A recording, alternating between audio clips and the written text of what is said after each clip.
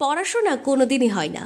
শিশুর শরীর স্বাস্থ্যের খোঁজ খবর নেওয়া তো দূরে থাক, বরং এক হাঁটু জলকাদা পেরিয়ে জঙ্গলের মধ্যে একটি বাড়ির গোয়াল ঘরের পাশে এক চিলতে জায়গায় অস্বাস্থ্যকর পরিবেশে মশার কামড় এবং রান্না করা চাল এবং ডাল সেদ্ধ খেতে মাঝে মধ্যে আসে শিশুরা। শিশুর সংখ্যা বেশি হলে অভিভাবকেরা ফোন করেন, তবেই আসেন দিদিমণি কিংবা সহায়িকা, তাও মাত্র 1 ঘন্টা। আর এভাবেই দীর্ঘ 10 বছর ধরে চলছে গোয়াল ঘরে ICDS সেন্টার। এখান থেকে হ্যাঁ, আগে ওইখানে পড়াতাম, এখানে রান্না হতো, সবাই ওইখানে মানে যে জায়গাটা ভালো মাঠের পাশে যে ভালো পানীয় জলের ব্যবস্থা আছে ওখানে। পানীয় জল তখন ছিল না, এখন হয়েছে সেখানে। হ্যাঁ বলুন। হ্যাঁ, ওখানে আমি পড়াতাম, এখানে রান্না হতো, সবাই খাবার নিত। দিয়ে ওখানে ঘরদোর উড়ে গেছে, আমি ক্লাব ঘরে পড়াতাম। তারপরে আস্তে এই ঘরদোরটা উড়ে গেল কবে, কতদিন আগে? এই যে আমপানে ঝড়ে আরেকবার পরে যে ঝড়টা হলো তখন।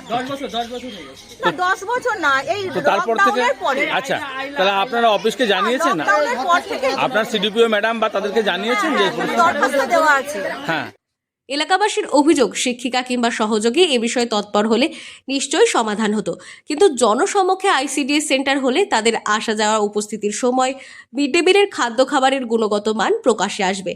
অন্যদিকে শিশুর সংখ্যা বেড়ে যাবে।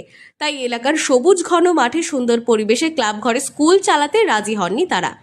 এমনকি এলাকাবাসীর জায়গার পর্যন্ত সুবন্দোবস্ত করেছে যাতে আগামীতে স্থায়ী সেন্টার গড়ে ওঠে, কিন্তু তাতেও হেলদোল নেই SDPO কিংবা ঊর্ধ্বতন কর্তৃপক্ষের। কারণ একটাই যে চারপাশে বাড়ি আছে, এখানে একটা মানে এমনই একটা জায়গা যে উনি যদি খাবার চুরি করতে পারে তাহলে কেউ কিছু বলবে না বা দেখতে পারবে না। আর ওখানে সবার সামনে পরিষ্কার জায়গা আছে, ওখানে যদি উনি কিছু করে চুরি তাহলে সবাই কমপ্লেন জানাবে, সবাই বলবে। এই কারণেই উনি এখানেই আসেন। এরকম কি মাঝে মধ্যে হয় না? হ্যাঁ, মাঝে মধ্যে প্রায় দিনই হয়, সপ্তাহে 2-3 দিন হতে গেলে। আপনারা ফোন করেন? হ্যাঁ, আমরা ফোন করি, উনি অনেক অজুহাত দেয়, আসতে চায় না, বৃষ্টি হয়েছে, ঝড় হয়েছে, নানান কথা বলে। আচ্ছা, কতগুলো বাচ্চা পড়ে এখানে? এখানে তো তাও অনেক বাচ্চাই পড়ে, 20-25 জনের বেশি ছাড়া অনেক বাচ্চাই পড়ে। আচ্ছা, অভিভাবকেরা জানাচ্ছেন তারা স্থানীয় পঞ্চায়েত প্রধান, BDO, SDPO সকলকে লিখিত অভিযোগ জানিয়েছিলেন। সম্প্রতি পঞ্চায়েত প্রধান তার নিজস্ব প্যাডে সেন্টারের করুণ পরিস্থিতির কথা তুলে ধরেছেন, কিন্তু তাতেও কিছু যায় আসে না তাদের। তাই বাধ্য হয়ে আজ দিদিমণিকে আটকে রেখে বিক্ষোভ দেখান তারা। তাদের সাফ কথা, শিশুদের ভবিষ্যৎ নিয়ে ছিনিমিনি খেলা যাবে না। স্থায়ী সমাধান না হলে এরপর ওই গ্রামে ঢুকতে দেবে না দিদিমণি এবং সহযোগীকে, এমনই হুঁশিয়ারি এলাকাবাসীর। চরম অস্বাস্থ্যকর পরিবেশে ICDS সেন্টারটি নদিয়ার শান্তিপুর ব্লকের আরবান্দি 2 নম্বর গ্রাম পঞ্চায়েতের অন্তর্গত পাঁচপোতা নতুন পাড়ায় অবস্থিত 324 নম্বর অঙ্গনওয়াড়ি কেন্দ্র। শিক্ষিকা বন্দনা পোদ্দার, সহযোগী শিক্ষা মণ্ডল।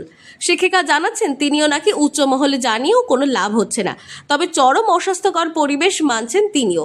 অন্যদিকে এলাকাবাসীর প্রস্তাব অনুযায়ী ক্লাবের ঘরে সেন্টার চালানো তাদের পক্ষে সম্ভব নয় যতক্ষণ না ঊর্ধ্বতন কর্তৃপক্ষ রাজি হচ্ছে। নদিয়া থেকে মৈনাক দেবনাথের রিপোর্ট, লোকাল 18 বাংলা।